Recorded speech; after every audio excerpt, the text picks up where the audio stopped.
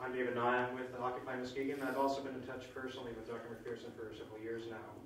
I do want to say that Occupy Muskegon has been trying to re-establish a transition time movement in Muskegon. What we found was that it was spearheaded by a fellow by the name of Christopher Bedford, who has passed away, and it has become dormant. But we've been working on, I've been trying to educate certainly within the group of Occupy Muskegon.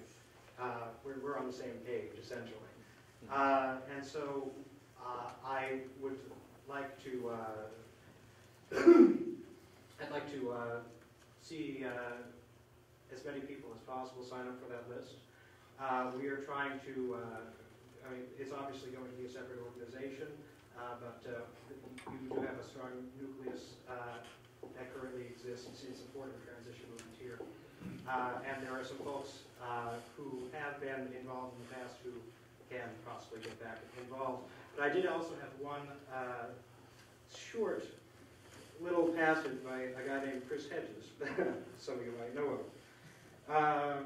He wrote this in Adbusters magazine a few years ago. I'm just going to read a couple paragraphs. Alexander Herzen, speaking a century ago to a group of anarchists about how to overthrow the Tsar, reminded his listeners that it was not their job to save a dying system, but to replace it. We think we are the doctors, we are the disease. All resistance must recognize that the body politic and global capitalism are dead. We should stop wasting energy trying to reform or appeal to it. This does not mean the end of resistance, but it does mean very different forms of resistance. It means turning our energies toward building the sustainable communities to weather the coming crisis, since we will be unable to survive and resist without a cooperative effort. These communities, if they retreat into a pure survivalist mode without linking themselves to the concentric circles of the wider community, the state and the planet, will become as morally and spiritually bankrupt as the corporate forces arrayed against us. All infrastructures we build, like the monasteries in the Middle Ages, should seek to keep alive the intellectual and artistic traditions that make a civil society, humanism, and the common good possible. Access to parcels of agricultural land will be paramount. We will have to grasp, as the medieval monks did, that we cannot alter the larger culture around us, at least in the short term, but we may be able to retain the moral codes and culture for generations beyond ours. Resistance will be reduced to small, often imperceptible acts of defiance, as those who retain their integrity discovered in the long night of 20th century fascism and communism.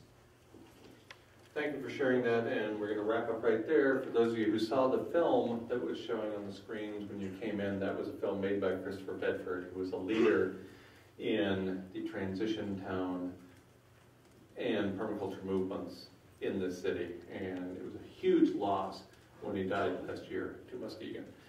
Thank you all for coming. I will stay around as long as anybody wants to talk with me, and I will be speaking again tomorrow morning. Thank you. Thank you.